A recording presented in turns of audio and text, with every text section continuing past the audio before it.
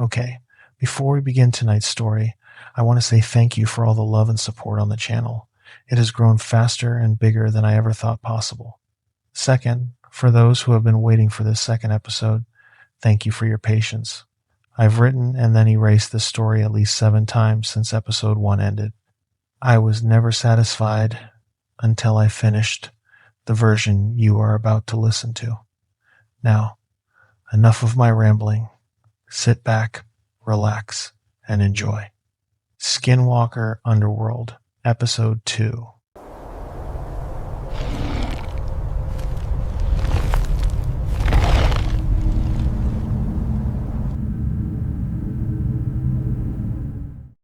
The man sitting across from me had my father's face, my father's voice, my father's mannerisms, but my father died in 2007, and whatever was wearing him now knew.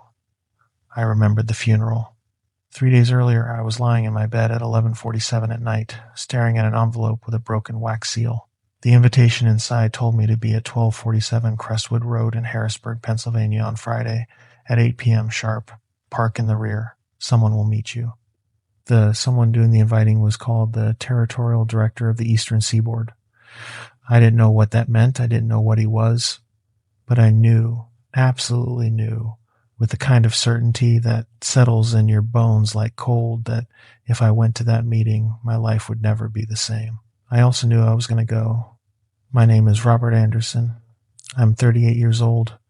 I work in a warehouse moving boxes for $42,000 a year. I have a wife named Sarah and 2 kids, and until Tuesday night, the strangest thing in my life was finding out my health insurance didn't cover dental. Then I met Jake Sullivan in a parking lot 40 minutes from my house, and Jake's shadow stood upright beside him instead of lying on the ground where shadows are supposed to be. Jake told me the cryptid underworld was real. Skinwalkers, Wendigos, entities with letter classifications I didn't understand, all real, all organized, all employing humans who knew the truth. And now someone wanted to meet me. Someone important enough that Jake, a skinwalker who could apparently track my internet search history, drove out to a state park just to hand deliver an invitation. I hadn't told Sarah. How could I? Honey, I discovered monsters are real and they want to hire me isn't a conversation you have over breakfast. So I lay there in the dark, listening to her breathe beside me, and I tried to figure out what the hell I was going to do. The invitation sat on my nightstand. Jake's business card sat next to it. The handwritten note on the back almost glowing in the dim light from my phone. If you have questions before Friday, call me. I'll answer. But think carefully about what you want to know. Some questions, once asked, can't be unasked. I picked up my phone. 12:03 a.m. now.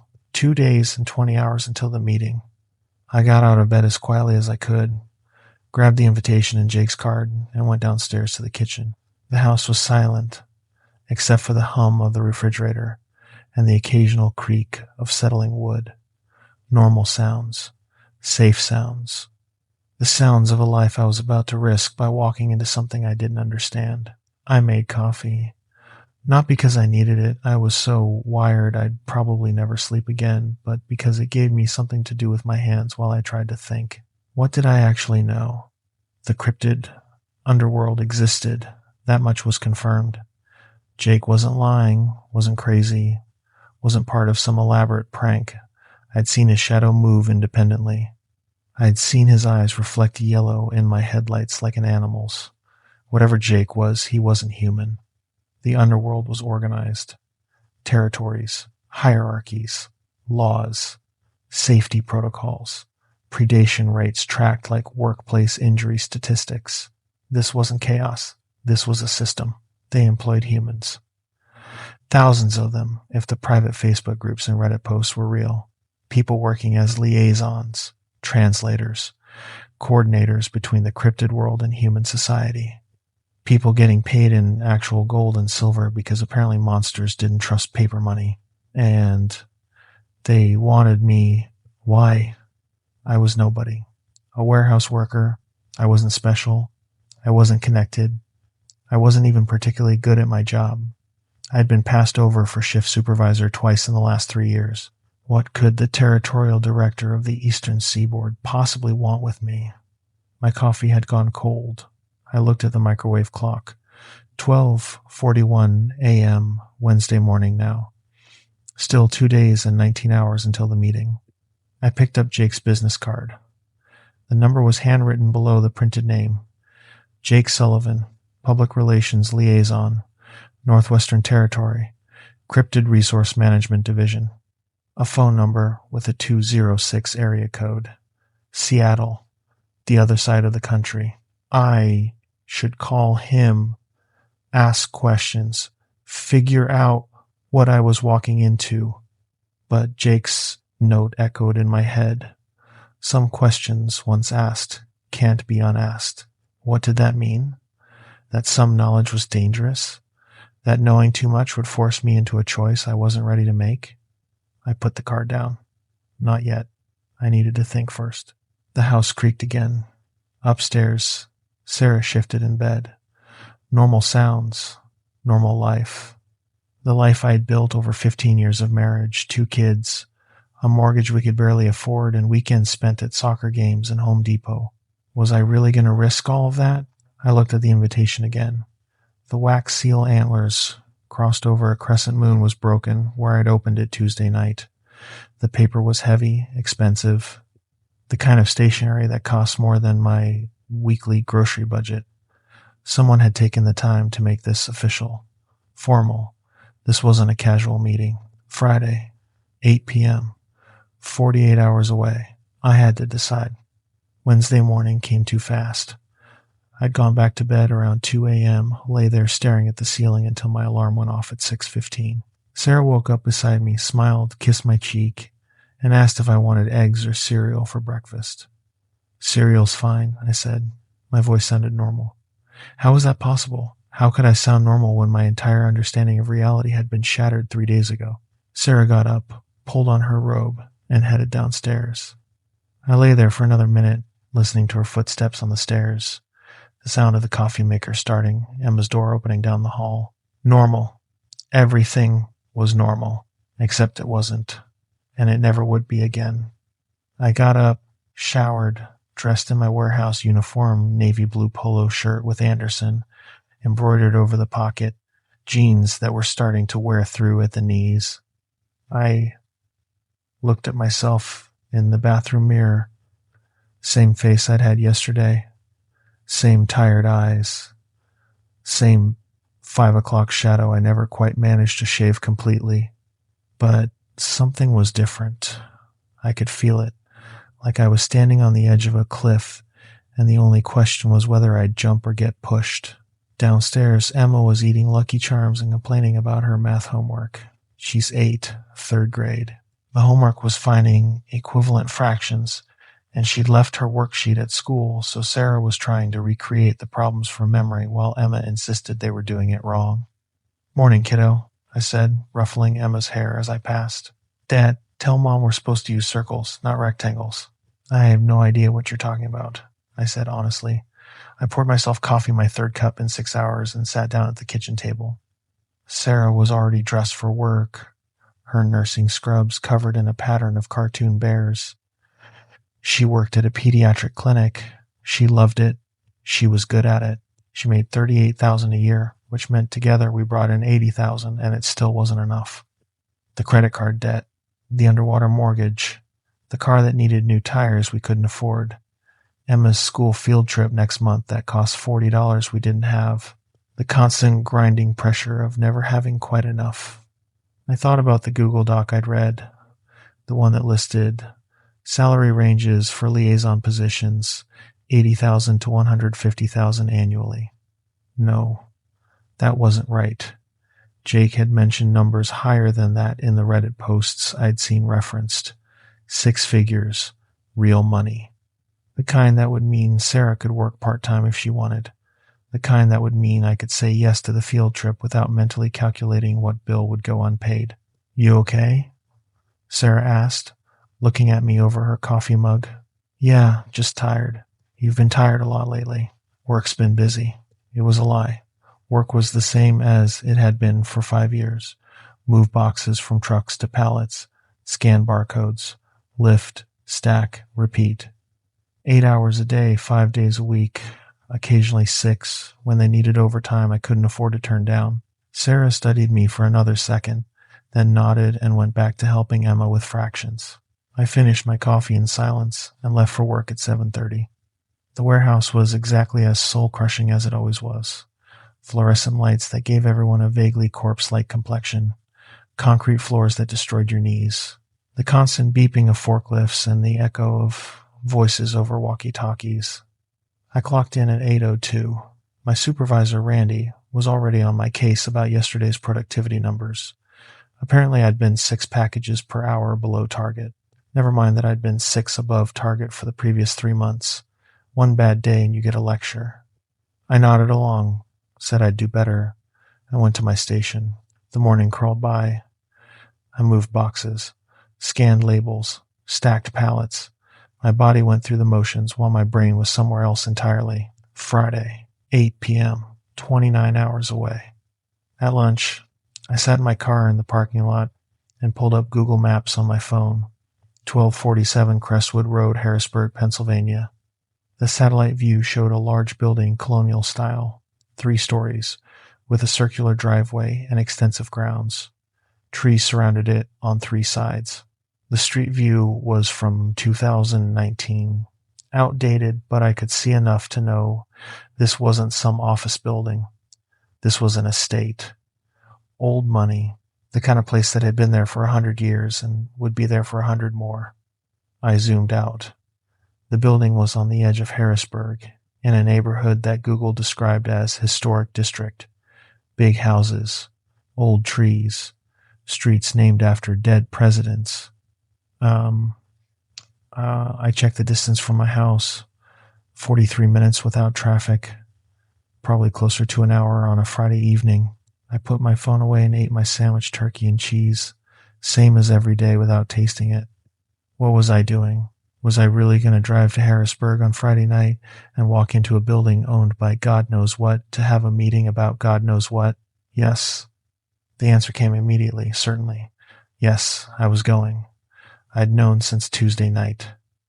Maybe I'd known since the moment I saw that first Facebook post about Bigfoot coordinates. Some part of me had been waiting for this. Some part of me had been looking for a door to open, and now it had, and I was going to walk through it.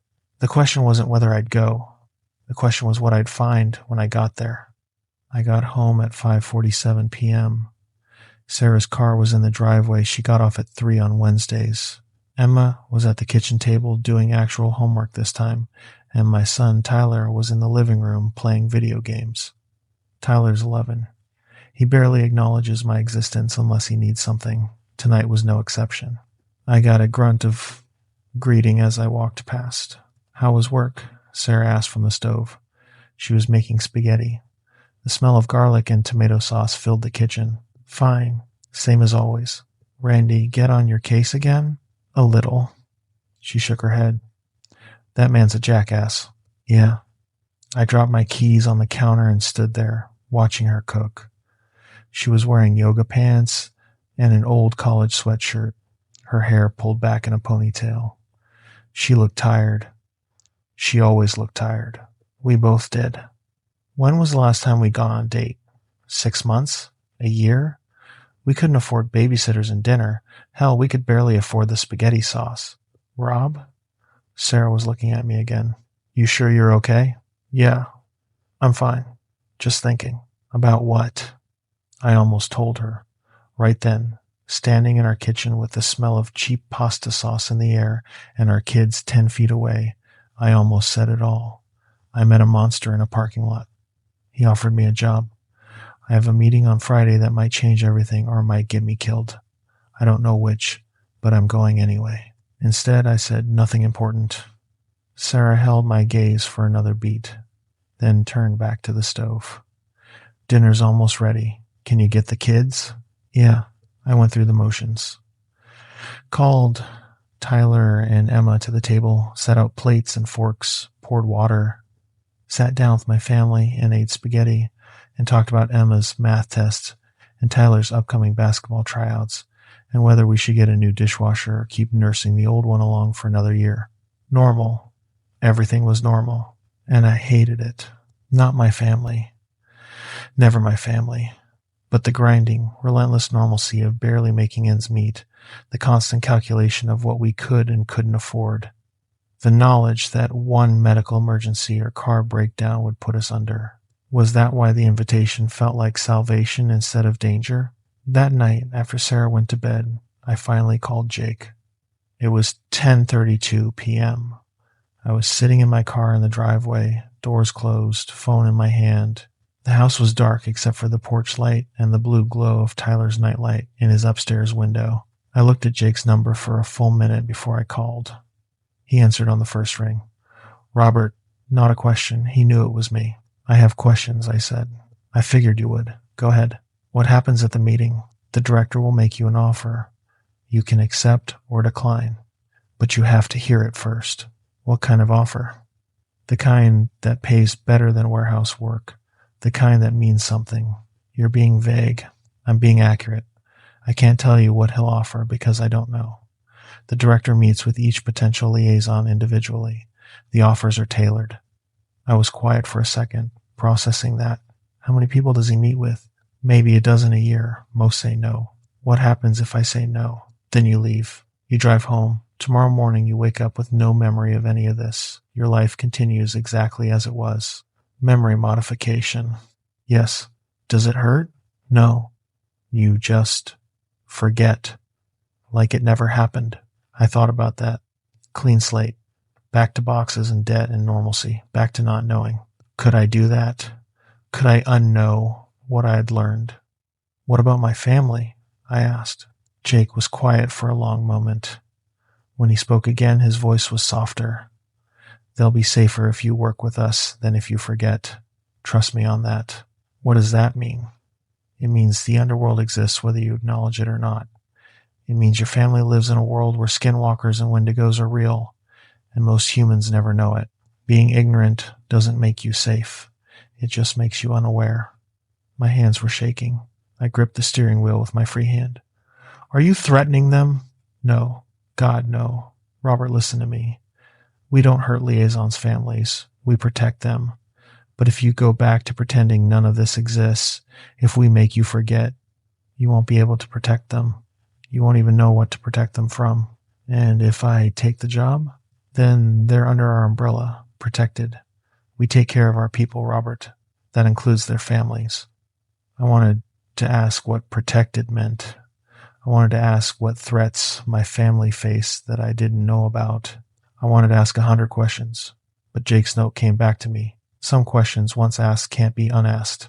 Okay, I said instead. Okay. Any other questions? Why me? What do you want from me? Jake laughed. It was a genuine sound, warm and human. That's what Friday's for, Robert. The director will explain. Can you give me a hint?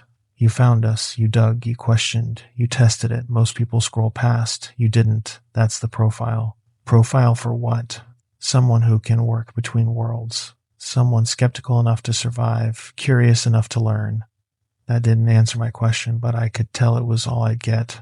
One more thing, I said. The salary ranges I saw, 80 to 150,000. That accurate? Depends on the position and territory. Why? I need to know if this is real money or just bait. Another pause. Then, Robert, the director of the Eastern Seaboard doesn't waste time with bait. If he makes you an offer, it'll be real, and it'll be more than you're making moving boxes. How much more? That's between you and him. But Robert, if you're doing this for the money, think real hard about whether that's worth the cost. What cost? The secrets, the lies, the knowledge that you're keeping your family safe by lying to them every day. Can you live with that? I looked at my house, the porch light, Tyler's window, the life I'd built. I don't know, I said honestly. Then Friday night, you'll find out. Don't be late. He doesn't like waiting. Jake hung up. I sat in my car for another 20 minutes before I went inside. Thursday was worse than Wednesday. I went to work, moved boxes, came home, made dinner, helped Emma with homework, went through all the same motions, but my mind was elsewhere. Friday, 8 p.m., 18 hours away. At work, Randy pulled me aside during afternoon break. Anderson, you okay? You've been off all week. I'm Fine. Your numbers are down. Your focus is shit. What's going on? I almost laughed. What's going on? Oh, I discovered monsters are real, and I have a meeting with their regional director tomorrow night, and I'm terrified and excited, and I have no idea what I'm doing. Just tired, I said. I'll get my numbers up. Randy studied me for a long moment, then shrugged. See that you do. Can't afford dead weight on the floor. Dead weight. That's what I was here. A number on a spreadsheet. 6 packages per hour below target, and suddenly I was expendable. I went back to work. That evening, Sarah asked if I wanted to watch a movie. We hadn't done that in months. I said yes, even though I couldn't focus on the screen. We made it 20 minutes into some romantic comedy before Sarah paused it and turned to me. What's going on with you? Nothing. Rob, you've been weird all week. Distracted, distant. Is something wrong at work? No. Work's fine. Is it us? Are you... She paused, searching for words. Are you unhappy? God, that question. The weight of it. No, I said, and it was the truth. I'm not unhappy with you, with us. Never. Then what? I couldn't tell her. Not yet. Maybe not ever. So I reached for the safest lie I could find.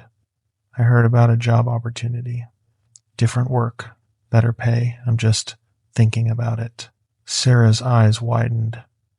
Really? What kind of job? Consulting work. Remote. I don't have all the details yet, but I have a meeting about it tomorrow night. Tomorrow? Friday? Yeah, in Harrisburg. Some old friend from high school reached out. His company's hiring. The lies came easier than I expected. That scared me. Rob, that's amazing. Why didn't you tell me? I didn't want to get your hopes up. It might not pan out, but it might. I looked at her face. Hope. Real, genuine hope. When was the last time I'd seen that? Yeah, I said. It might. She hugged me. Tight. Like I'd already solved all our problems. And maybe I had. Or maybe I'd just made them infinitely worse. We finished the movie. I didn't see any of it. That night, I called Jake again. 11:06 p.m. Sitting in my car again. Same position. Same fear. Last chance questions, Jake said when he answered. What if I sign up and then quit later? Then you leave with your memory intact, but you sign an NDA enforced by means you don't want to test. Meaning what? Meaning we don't hurt our employees, Robert. But we protect our secrets, absolutely. You walk away. You keep quiet. You live your life. You talk. That's a different conversation. You'd kill me. We'd make you forget. Aggressively. You wouldn't die, but you'd wish we'd been gentler the first time. The casual way he said it made my blood run cold. Okay. One more question. Go ahead. The director. What is he? What do you think he is? Skinwalker. S-type. Like you. Close. But not exactly. The director is older than me. Older than most of us. He was already old when I was young, and I'm not young anymore. How old are you? Jake laughed. Old enough to remember when Pennsylvania was a colony. The director? He remembers when it was wilderness. My hands were shaking again. How is that possible? You'll learn. If you take the job. If you earn the right to know. One more thing, I said, even though I'd already said that. The money. The salary. What's the range? Really? Jake was quiet for a beat. For your position? If he offers it?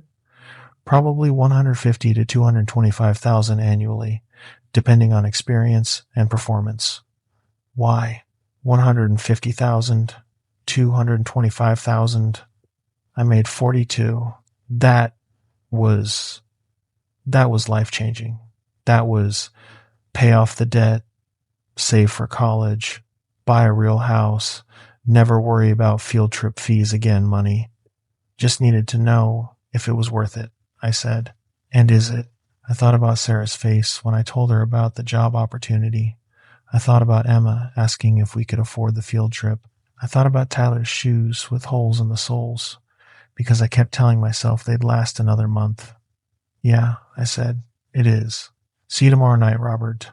Don't be late. He hung up again. I sat in my car until midnight, then went inside and tried to sleep. I managed maybe 2 hours. Friday morning, I called in sick to the warehouse. Randy was pissed. You've been off all week, and now you're calling out? I'm sick. I'll be back Monday. You better be. I hung up before he could say more. Sarah was already at work. The kids were at school. I had the house to myself for the first time all week. I spent the morning cleaning, not because the house needed it, but because I needed to move, needed to do something with my hands. I vacuumed, did the dishes, folded laundry, normal tasks. Grounding tasks? Tasks I might not have the chance to do again if tonight went wrong. At noon, I stopped and sat down at the kitchen table. The invitation was upstairs in my nightstand, but I didn't need to read it again. I had it memorized. 1247 Crestwood Road, 8 p.m., park in the rear. 6 hours and 53 minutes. I made myself lunch, didn't eat it, made coffee instead. Third pot of the day. At 2 p.m., I went upstairs and pulled out the box from the back of my closet, the one with my important documents, birth certificates, social security cards, our marriage license, the kids' vaccination records. I pulled out a blank piece of paper and wrote, Sarah, if I don't come home tonight, this is what happened. I wrote down everything, the Facebook posts, the coordinates, the Google Doc, Jake Sullivan, the meeting in the parking lot, the shadow that stood upright, the invitation to Harrisburg. I wrote down Jake's phone number, the address in Harrisburg, every detail I could remember. I folded it, put it in an envelope, and wrote on the outside, open if I don't come home by midnight. I put it in my desk drawer, hidden, but not too hidden. If I didn't come back, Sarah would find it eventually. Would she believe it? Probably not. She'd think I'd had a breakdown, but at least she'd have Jake's number.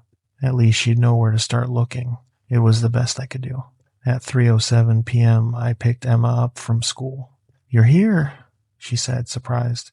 I usually didn't do pickups. That was Sarah's job. Took the afternoon off, I said. Thought I'd spend some time with my favorite daughter. I'm your only daughter. Makes it easier to pick a favorite. She laughed. That sound. God, that sound. Pure and uncomplicated and utterly trusting. We went to the ice cream shop. Got 2 cones, chocolate chip for her, vanilla for me. Sat at a picnic table outside even though it was October and getting cold. Dad, are you okay? Emma asked between licks. Yeah, kiddo. Why? You seem sad. Kids see too much. They always do. I'm not sad. Just thinking about work stuff. Mom said you might get a new job. Maybe. We'll see. Would it pay better? I looked at her. 8 years old and already worried about money. That's what we'd taught her. Not on purpose, but through every conversation about what we could and couldn't afford. Yeah, I said. It would pay better. Then you should take it. It's not that simple, Em. Why not? How do you explain to an 8-year-old that the new job might mean working for monsters? That it might mean lying to her mother every day? That it might mean stepping into a world I didn't understand and might not survive? Because every choice has consequences, I said, and I need to make sure I'm choosing the right thing for our family. But if it pays better, that's good for the family, right? Out of the mouths of babes. Right, I said. You're right. We finished our ice cream. I took her home. Sarah was already there, making dinner. You got ice cream before dinner, she said, but she was smiling. Dad says he might get a new job, Emma announced. I heard. Fingers crossed, right? Right, I said. We had dinner. Chicken and rice. Normal. Safe. The last normal meal I might ever have with my family. At 6:30 p.m., I went upstairs to change. I put on jeans, a button-down shirt, my one good jacket, not too formal, not too casual. I looked at myself in the mirror. Same face, same eyes, but something was different. This was it, the point of no return. I went back downstairs at 6:45. You look nice, Sarah said. Meeting your friend? Yeah, in Harrisburg. Might be late. Good luck. I hope it works out. Me too. I kissed her, hugged Emma and Tyler, told them I loved them. Tyler grunted. Emma hugged me back. Sarah smiled and told me to drive safe. I walked out the door. The drive to Harrisburg took 47 minutes. I left at 6:52. Traffic was light for a Friday evening. I took Route 83 north, then 81, following the GPS directions on my phone. The sun was setting. The sky was that deep orange gold of October twilight, and the trees along the highway were all red and yellow and orange. Beautiful. The kind of evening that felt like it should mean something. Maybe it did.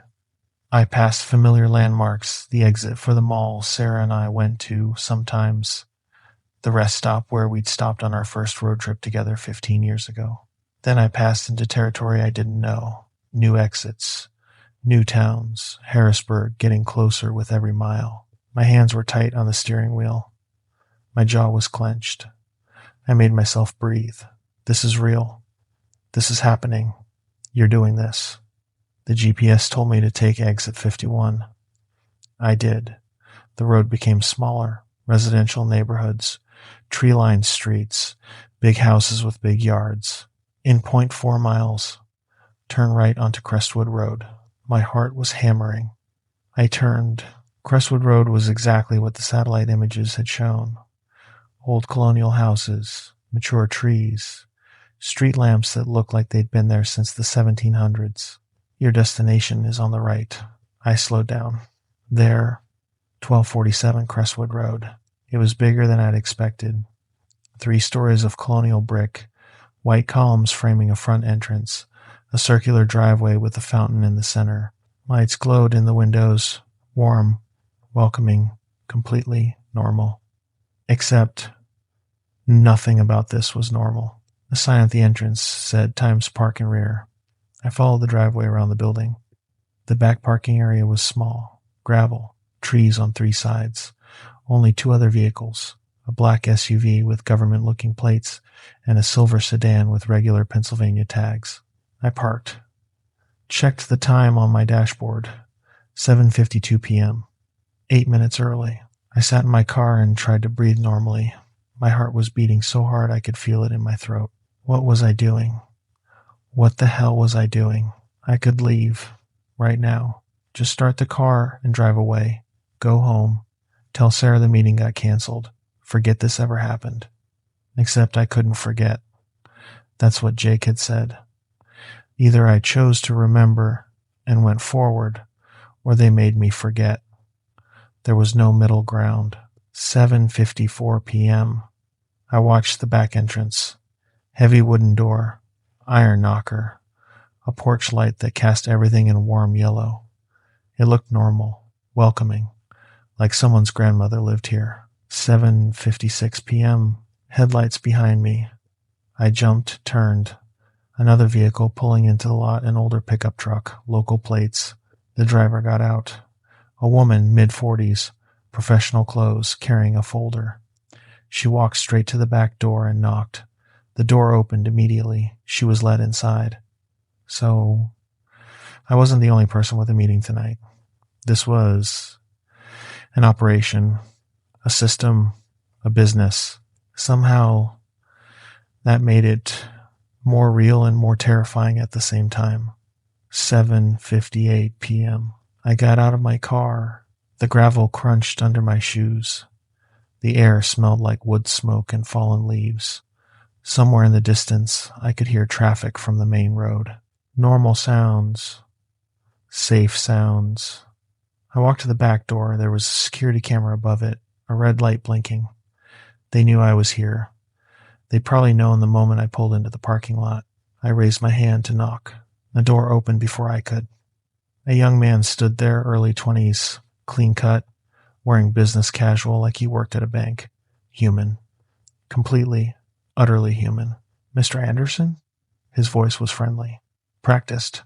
Right on time. Please come in. I stepped inside. The interior was not what I expected. From the outside, 1247 Crestwood Road looked like a colonial mansion, a historical building, the kind of place that should have antique furniture and oil paintings and Persian rugs. Instead, the back entrance opened into what looked like a modern office building poorly disguised as a historical home. Hardwood floors, yes. Crown molding, yes. But also a security keypad by the door, fluorescent lights hidden in vintage fixtures, and a waiting area that could have come from any doctor's office in America. Leather chairs, a coffee table with magazines, a water cooler in the corner, except the magazines were wrong. I saw the titles as the young man led me past. Interspecies Quarterly Review, Liaison Professional Journal, Territorial Management Today, publications that shouldn't exist, trade magazines for an industry that wasn't supposed to be real. "Can I get you anything?" the young man asked. "Water? Coffee?" "No. Thank you. I didn't want to drink anything here. Not yet. Not until I knew what I was dealing with. Please, have a seat.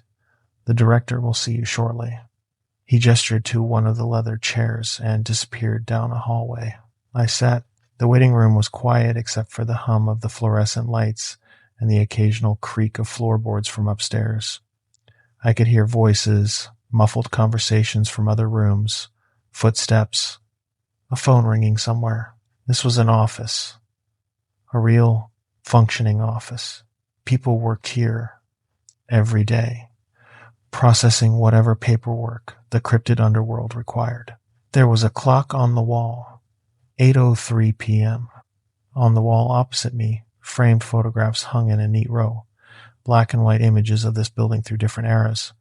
I stood up to look closer. The first photo was dated 1922. The building looked the same, but the cars in the driveway were Model Ts. People in period clothing stood on the front steps. 1953. The building again. Different cars, different people. 1987. The building again. Same structure, same windows, same front entrance. 2012. Recent. Modern cars. But the building unchanged. This place had been here for over a century, at least, and it had been operating the whole time. How many people had sat in this waiting room over the years? How many had taken the job? How many had walked away? How many had forgotten? I heard footsteps in the hallway. The young man returned. "Mr. Anderson, the director will see you now." 8:05 p.m. This was it. I stood up. My legs felt weak. I made myself walk normally as I followed the young man down the hallway. We passed closed doors. I glimpsed nameplates as we went. Regional Coordination, Compliance and Safety, Human Resources, for hiring humans to work for monsters. The absurdity of it almost made me laugh. We reached the end of the hallway. Double doors, dark wood, brass handles. The young man knocked. A voice from inside. "Send him in." The voice was deep, measured, the kind of voice that expected to be obeyed. The young man opened the doors and stepped aside. I walked in. The office was exactly what I should have expected and nothing like I'd imagined. Large, maybe 20 feet by 30. Bookshelves lined 2 walls, floor to ceiling, filled with leather-bound volumes that looked older than the building. A massive desk dominated the center, dark mahogany, antique, the kind you'd see in a museum. Behind the desk, a tall wingback leather chair faced the window. I could see the back of someone's head, white hair, neat and professional. The walls held maps, detailed maps of the United States with colored boundaries marked in different territories. The eastern seaboard was highlighted in blue, stretching from Maine down to the Carolinas. My territory, I realized. If I took this job, this would be my territory. The chair swiveled. The man sitting behind the desk looked exactly like what you'd expect from someone called director. 65 to 70 years old, distinguished, sharp, 3-piece suit that probably cost more than my car. White hair, perfectly groomed, clean-shaven, professional. But his eyes, they were amber, gold, and they caught the light wrong, like an animal's eyes reflecting in headlights. Not human, not even close. He stood, tall, maybe 6'3". He extended a hand across the desk. "Robert Anderson, thank you for coming." His voice was the same one I'd heard from the hallway. Deep, measured, with an accent I couldn't place, too old, too mixed, like someone who'd lived in too many places for too many years. I shook his hand. His grip was cold, too strong, like shaking hands with something that knew how much pressure human bones could take and was being very, very careful not to exceed it. Please, he said, gesturing to a chair in front of the desk. Sit. I sat. He settled back into his chair, studying me. He didn't blink, not once. Just looked at me with those amber gold eyes that seemed to see everything. You're wondering what I am, he said finally. That's good. Healthy skepticism. I didn't say anything. My throat was too dry.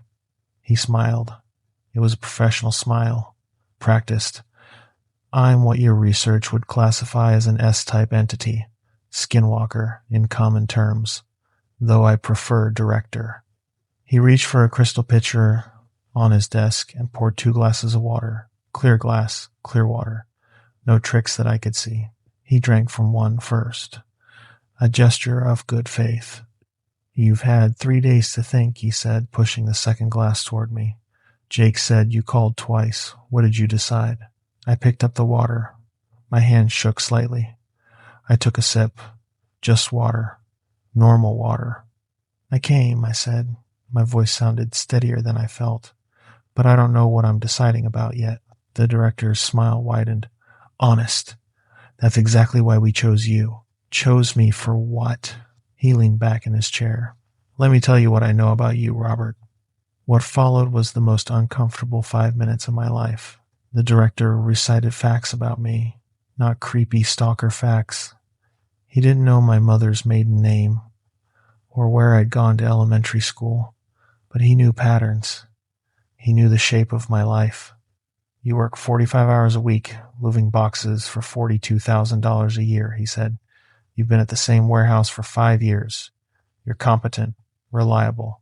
You've never called out sick except for genuine illness. Never missed a shift, never stolen. Your productivity numbers are consistently average.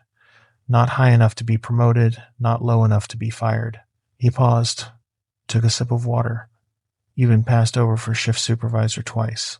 Both times, the position went to someone younger, more dynamic, according to your manager's notes. You didn't complain. You just kept working. Your household income is approximately $80,000 annually. Your wife makes $38,000 as a pediatric nurse. You have $1,200 in savings, $8,000 in credit card debt. Your mortgage is underwater by about $15,000 because you bought in 2008, right before the crash. He knew. He knew everything. You have 2 children. Emma, 8. Tyler, 11. Both healthy. Both doing well in school. You're a good father. Attend their activities when you can. Help with homework. Read to Emma before bed most nights. My jaw was clenched so hard it hurt. You're exhausted, the director continued. You're capable. You're intelligent. You taught yourself basic Python coding 2 years ago just because you were curious about how software works. You read. You think. You question. He leaned forward, and you're invisible. To your employer, you're a number on a spreadsheet. To your community, you're just another tired dad at the grocery store. You've spent 15 years being confident and reliable and utterly unremarkable. I couldn't speak. That's exactly what we need, the director said. We don't want heroes, Robert. We want people who survive by being smart. People who can blend in. People who understand that sometimes the most important work is the work nobody notices. He sat back. So that's what I know about you. Now let me tell you what we want from you. What he described sounded almost boring. The cryptid underworld exists parallel to human society, the director explained. We have for millennia, but human expansion has made coexistence increasingly complicated. We need people who can navigate both worlds. What does that mean, practically? I asked. It means processing permits, filing paperwork with county governments, negotiating land use agreements, managing logistics for territory transfers, coordinating with human authorities when situations require discretion. You mean cover-ups. I mean problem solving. Robert, most of what you do is administrative work, paperwork, making sure our people can operate without exposing themselves or endangering humans. And when it's not just paperwork, the director's expression didn't change. Sometimes humans stumble into things they shouldn't. Sometimes our people break protocols. When that happens, someone needs to manage the situation. Make sure it doesn't become a news story. Make sure both sides stay safe. Safe how? Memory modification, usually. Occasionally, relocation assistance. Very rarely. He paused. More permanent solutions. My blood went cold. You mean killing people? I mean protecting both communities from exposure. Robert, in 20 years of operating this territory, I've authorized lethal force against a human exactly twice. Both times, the individual was actively trying to expose us and couldn't be reasoned with. Both times, it was self-defense for our entire community. 2 people in 20 years. Yes, and I've lost sleep over both. We're not monsters, Robert. We're people trying to survive in a world that would destroy us if they knew we existed. He stood, walked to the window. Your job would be to make sure we never reach that point. To solve problems before they become crises. To be the bridge between our world and yours. I process that. And if I say no, he turned back. Then you leave. Drive home. Wake up tomorrow with no memory of any of this. Your life continues exactly as it was. What about my family? They're not involved. This is your choice. Jake said they'd be safer if I worked with you. The director nodded slowly. That's true. Robert, your family lives in a world where we exist, whether you acknowledge it or not. Right now, they're unprotected civilians. If you work for us, they're family of an employee.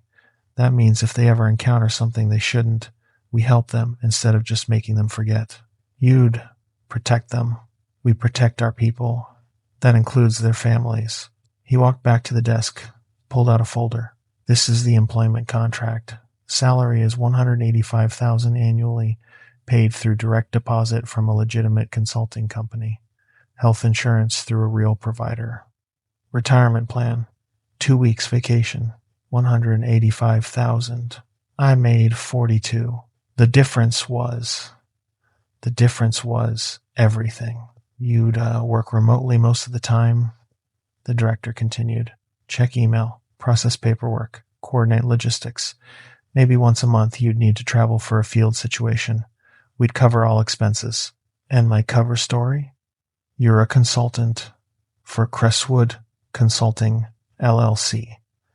Real company, real office, real paycheck. As far as your wife knows, you got a better job. Work from home, better hours, better pay. I'd have to lie to her every day. Yes. For how long? For as long as you work for us. Minimum commitment is 2 years. After that, you can resign with 60 days notice. You keep your memory, but you sign an NDA enforced by means I've already explained to Jake. Memory modification. Aggressive. We don't hurt our employees.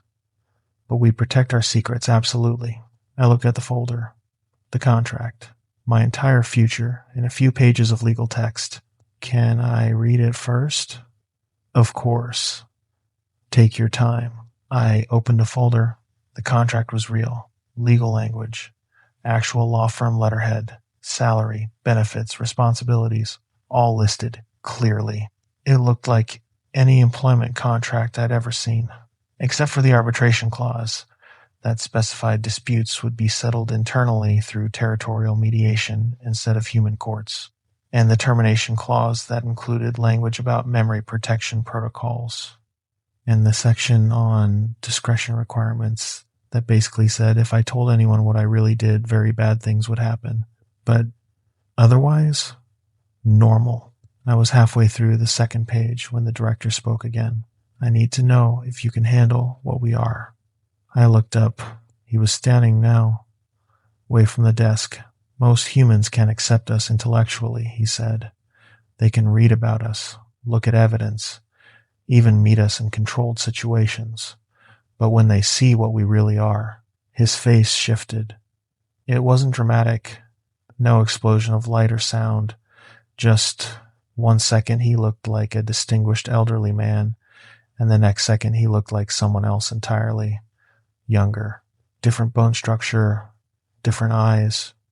Then he shifted again, an older woman, then a child, then back to the original form. All in the span of maybe 30 seconds. I gripped the arms of my chair, didn't run, didn't scream, just sat there and watched impossible things happen in front of me. The director, back in his original form, studied me. Most humans panic, you didn't. I'm terrified, I said. My voice shook. But I'm not running. That's exactly why you'll survive this job. He returned to his chair. One more test. What? His face shifted again, and this time I recognized it. It was my father's face. Every detail. The gray beard he'd grown after he retired, the deep-set brown eyes, the slight scar on his chin from a fishing accident when I was 12, the way his eyebrows raised slightly when he was about to make a joke. My father, who died in 2007, who I'd buried in a cemetery outside Pittsburgh, who I still missed every single day. Hey, Bobby, his voice. My father's voice, using my childhood nickname that nobody had called me in 15 years. Been a long time. I couldn't breathe. The director, wearing my father's face, leaned forward. Every mannerism was perfect. The slight tilt of his head, the way he rested his elbows on the desk, the small smile that had always made me feel safe. You remember the funeral, don't you?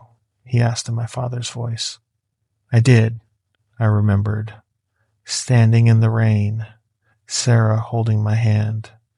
Emma was just a baby, crying in Sarah's arms. Tyler asking why Grandpa was in a box. Stop, my voice cracked. The director held the form, held my father's face, looking at me with eyes that knew exactly what he was doing. Testing me, pushing me, seeing if I'd break. 5 seconds. 10. 15. I gripped the chair so hard my knuckles went white. But I didn't look away, didn't run, just stared at the thing wearing my father's face and made myself remember. This isn't him. This is a test. This is what they are. Finally, the director's face shifted back. Elderly man, white hair, amber eyes. You passed, he said quietly.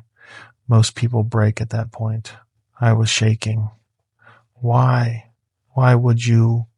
Because I needed to know if you could see us as we are and still function.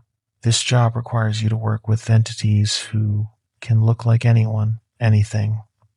You'll need to remember that appearances mean nothing in our world. He poured more water into my glass. My hand shook as I drank it. I'm sorry, he said, and he almost sounded like he meant it. But if you couldn't handle that, you couldn't handle the work.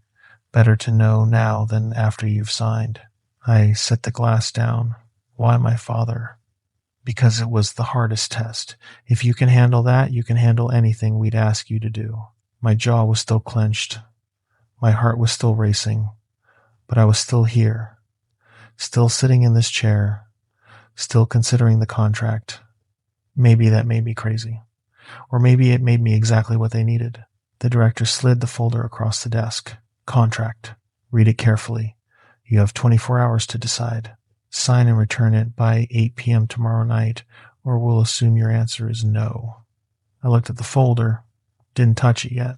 What happens if I take the job and quit later? Then you leave with your memory intact, but you sign an NDA enforced by means you don't want to test. We don't hurt our employees, Robert, but we protect our secrets absolutely. And my family? Protected. As long as you work for us, they're under our umbrella. And if I say no tonight, then you drive home. Tomorrow morning, you wake up with no memory of this conversation. Your life continues exactly as it was. I picked up the folder. The weight of it felt like my entire future. One more thing, the director said. Jake speaks highly of you. He reached out on my behalf, cross-territory recruitment. Your direct supervisor will be Sarah Mitchell, my senior liaison here in the Eastern Seaboard. She's been with me for 8 years. She'll train you well. He stood, indicating the meeting was over. Your family will be safer if you work with us, Robert. We protect our people. Think about that. The young man escorted me back to the exit. I walked through the waiting room in a daze. Out the back door, across the gravel parking lot. I got to my car and just sat there, engine off. Folder in my lap, 8:37 p.m. I'd been inside for 32 minutes. It felt like hours. My hands were still shaking. I opened the folder again, read through the contract with actual focus this time. Everything the director said was there. Salary, $185,000 annually.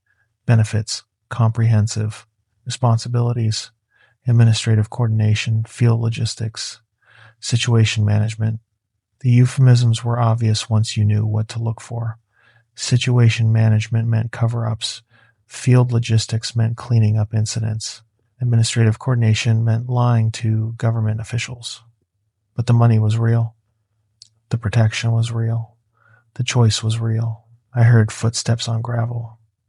Looked up. The woman from the pickup truck, the one I'd seen arrive earlier, was walking to her vehicle. She saw me sitting in my car and walked over.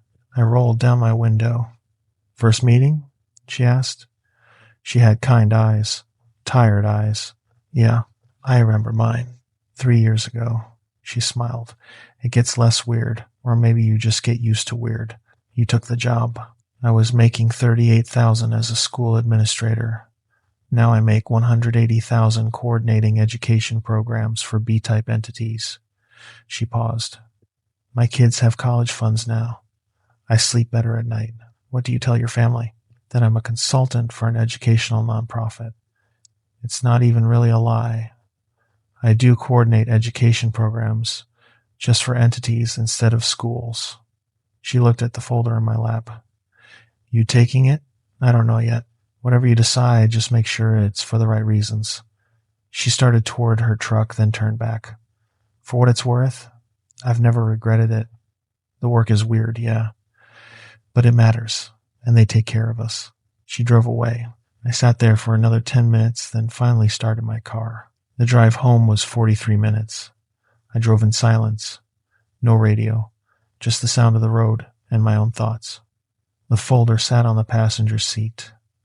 $185,000. Protected family. Work that mattered. All I had to do was lie to Sarah for the rest of my life. Could I do that? I thought about her face when I told her about the job opportunity. The hope in her eyes. The relief. I thought about Emma asking if we could afford her field trip. Tyler's shoes with holes. The credit card statements I hid from Sarah because I didn't want her to know how bad it was. I thought about 5 more years at the warehouse. 10, 20, moving boxes, until my back gave out and they replaced me with someone younger. Invisible, dead weight, 6 packages per hour below target. Or I could be someone who mattered. Someone who solved problems. Someone who protected people, human and otherwise, from things they didn't even know existed. Someone who could give his family everything they needed. I pulled into my driveway at 9:53 p.m. The house lights were on. Sarah was still awake. I sat in the car for a moment, tucked the folder under the driver's seat, and went inside. Sarah was in the living room watching TV. She looked up when I came in, smiled. How'd it go? I could tell her the truth. Right now. Sit down and tell her everything. The Facebook post. The parking lot. Jake's shadow. The director's offer. The choice I had to make. I could tell her. Really good, I said instead. Really good, actually. Her face lit up. Yeah? He offered me a job. Remote consulting work. Better pay. Rob, that's amazing. How much better? I almost told her the real number, $185,000. But that would require explaining where that money came from, and I couldn't do that. Not yet. Maybe not ever. Significantly better, I said. Enough to make a real difference. She stood up, came over, hugged me tight. This could change everything for us. Yeah, I said into her hair. It really could. She pulled back, looked at me. So you're taking it? I'm thinking about it. I have until tomorrow night to decide. What's to think about? Better pay, work from home, no more warehouse. That's perfect. I want to make sure it's the right choice. Sarah cupped my face. Baby, we've been barely making it for 5 years. If this is a chance to actually get ahead, take it. Even if it means things will be different. Different how? Different like I'll be lying to you every day. Different like I'll be working for monsters. Different like I'll know things about the world that I can never tell you. Just different, I said. She kissed me. Different is good. Different is what we need. I kissed her back and felt the weight of what I was about to do settle into my bones. I didn't sleep that night. Just lay in bed staring at the ceiling while Sarah slept beside me. The folder was still in my car. The contract inside it. The choice I had to make. $185,000. Protected family. Work that mattered. Lies. Secrets. Monsters. Which one outweighed the other? At 3:47 a.m., I gave up on sleep. Went downstairs. Made coffee. Sat at the kitchen table in the dark. At 6:12 a.m., Sarah came down. Found me there. You okay? Yeah. Just thinking. About the job? Yeah. She sat down across from me. What's bothering you about it? Everything. Nothing. The fact that I'm about to step into a world I don't understand and might not survive. I'm just nervous, I said. It's a big change. Change is scary. But Rob, we can't keep doing what we're doing. We're drowning. You know that. I did know that. I'd known it for years. So what do I do? She reached across the table, took my hand. You take the chance. You jump. And we figure out the rest together. Together. Except she wouldn't know what we were really figuring out. I'd be lying to her. Every day. For years. Maybe forever. Could I live with that? I looked at her face. The woman I'd loved for 15 years. The mother of my children. My partner in every sense of the word. And I knew I couldn't tell her. Not because I didn't trust her, but because knowing would put her in danger. The director had been clear protection came from employment. If Sarah knew, and I didn't work for them, then what? No. The only way to keep her safe was to keep her ignorant, even if that meant lying to her every single day for the rest of my life. Okay, I said. I'll take it. She squeezed my hand. Really? Really? She came around the table, hugged me. This is going to be so good for us, Rob. I can feel it. I hugged her back and tried to believe that was true. Saturday morning was almost normal. Breakfast with the kids. Emma excited about her field trip. I told her yes, we could afford it now, and she screamed with joy. Tyler asked if the new job meant he could get new basketball shoes. I said yes to that too. Sarah was practically glowing. She started talking about things we could do with the extra money. Pay off the credit cards, fix the roof, maybe take a real vacation. I nodded along and felt the lies beginning to build. At noon, I told Sarah I needed to run an errand. She didn't ask where. Why would she? I'd never given her a reason not to trust me. I got in my car, pulled out the folder, and opened it to the last page. There were 3 signature lines. Employee signature. Date. Witness signature. I found a pen in my glove box, clicked it, stared at the line. This was it. The absolute point of no return. Once I signed this, I was in. No going back. No changing my mind. I thought about Emma's field trip. Tyler's shoes. Sarah's relief. The credit cards. The mortgage. 20 more years at the warehouse. I signed. Robert Anderson. Dated it. October 19th, 2024. I put the contract back in the folder, started my car, and drove to Harrisburg. I arrived at 1247 Crestwood Road at 1:32 p.m., parked in the rear lot, walked to the back door. The young man from last night answered. Mr. Anderson, you're early. I'm ready, I said, and handed him the folder. He opened it, checked the signature, nodded. Welcome aboard. The director asked me to give you this. He handed me a phone, an Android, brand new, in the box. Company phone, encrypted. Check it every morning. Someone will be in touch Monday with your first assignments. That's it? That's it. Oh, and this. He handed me a business card. My name, Crestwood Consulting LLC underneath. A phone number. Your cover story. If anyone asks, you're a remote consultant specializing in regulatory compliance. We've set up your digital footprint, LinkedIn, company website, the works. You start Monday. I took the card, looked at my name printed there, my new identity, my new life. Is there training? Jake will handle that. He'll call you Monday morning. For now, just go home. Enjoy your weekend. Tell your family the good news. I nodded. Didn't trust myself to speak. I walked back to my car, got in, and sat there. I'd done it. I'd signed. I'd committed. I was officially an employee of the cryptid underworld, and I had no idea what that really meant. I got home at 2:47 p.m. Sarah's car was in the driveway. She'd gone grocery shopping while I was gone. I could see her through the kitchen window, putting away food. I sat in my car and watched her for a minute. My wife. My normal, human wife, who had no idea what I had just done. Then I took a breath, grabbed the company phone, and went inside.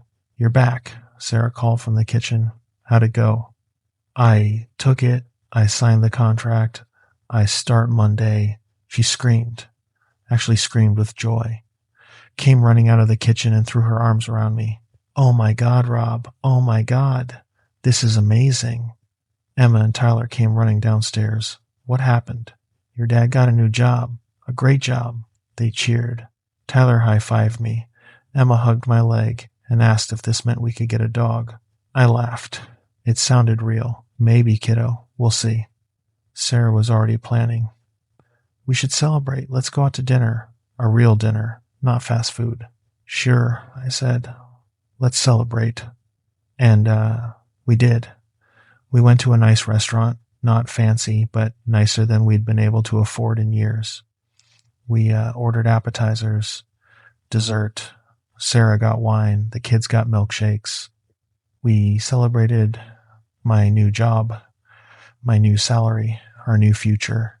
And I smiled and laughed and toasted with water because I couldn't trust myself to drink. And I told them all about my new position at Crestwood Consulting LLC. I told them about the remote work, the flexibility, the better pay, the opportunities. I told them everything except the truth. And when we got home that night and put the kids to bed, and Sarah fell asleep beside me with a smile on her face, I lay awake and thought about what I'd done. I had sold my soul, maybe not literally, but close enough. I traded my integrity for money, my honesty for security, my truth for lies. And the worst part? I'd do it again, without hesitation, because Emma would have her field trip, Tyler would have his shoes, Sarah would sleep without worrying about money, my family would be safe. And if that cost me my conscience, if it cost me the ability to look my wife in the eye without lying, then that was the price I'd pay. Monday morning came too fast. I woke up at 6 a.m., made coffee, sat at my new home office, just the kitchen table, but Sarah had already cleared a space for me and bought me a new laptop with the first credit card payment we'd actually been able to make. At 7:32 a.m., the company phone buzzed. A text from an unknown number. This is Sarah Mitchell, Eastern Seaboard Operations. The director passed along your file. Welcome to the team. Call me when you're ready for your first briefing. I looked at Sarah. She was making breakfast, humming to herself, happier than I'd seen her in years.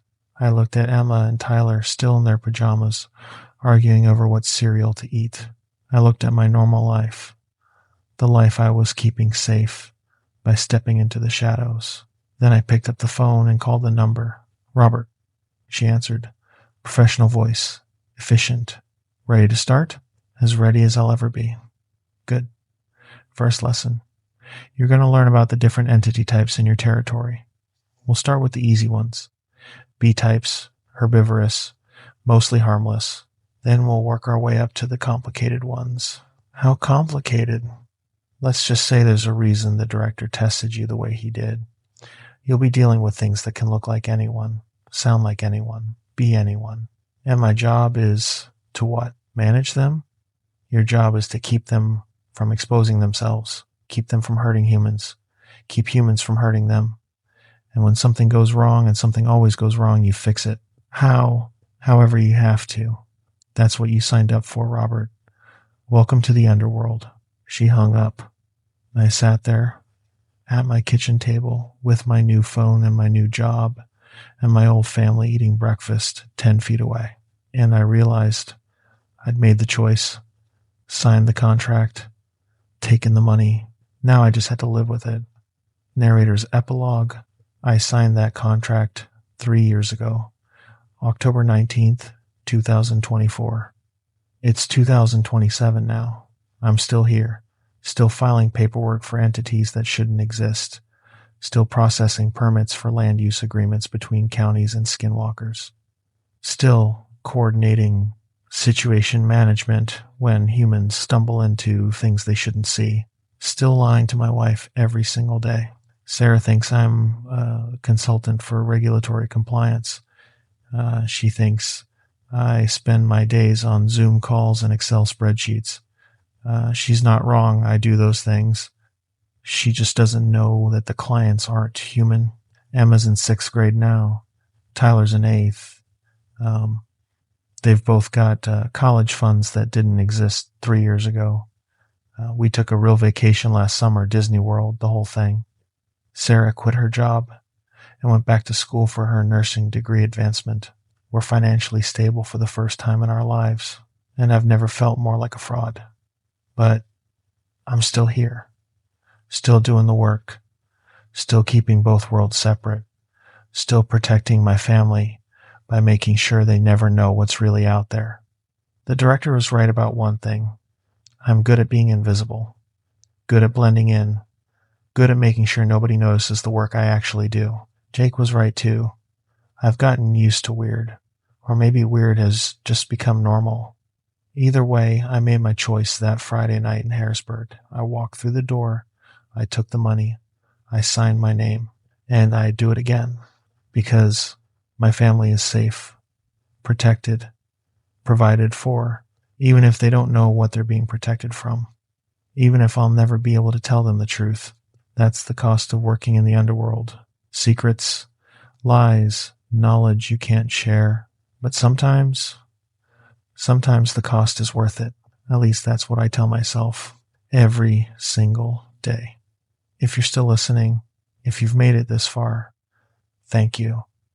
I know these stories aren't easy to hear. Hell, they weren't easy to live, but they're true. Every word. And if you want to hear more about what I've learned, more about the entities I've dealt with, more about what really happens when humans and the underworld collide, stick around.